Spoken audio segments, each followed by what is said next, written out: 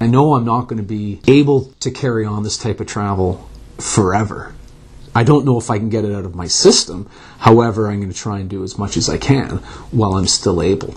I would say there's more strain on me mentally than physically when I find myself in some of these predicaments. Crossing a landmine field on the border between Mauritania and Morocco, or getting yanked off a bus at gunpoint outside of Gao in Mali, between Gao and Timbuktu. Those are mentally straining. Having your convoy, being hit by a roadside bomb, those are mentally tough times. It's just another experience to chalk up to, this is life.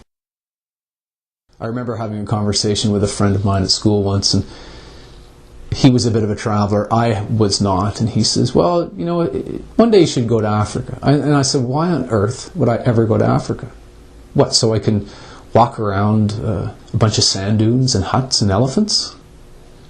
However, something, I don't know what, but something slowly spoke to me. It said, go to Africa. And that's all it said. It was just a voice saying, go to Africa. Making my way to Timbuktu, Mali, or in Niger, that's what interests me, is to see places where very, very few people get to see.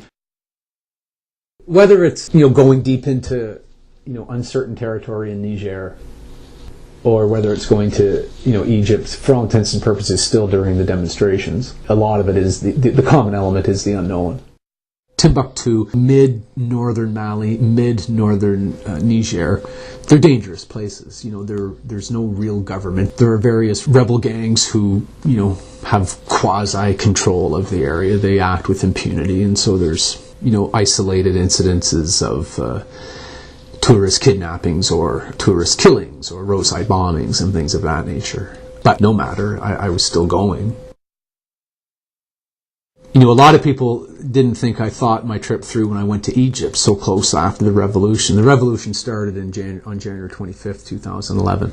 But in many respects, going there was far safer than going to Timbuktu or Agadez. And Agadez is a city in mid Niger.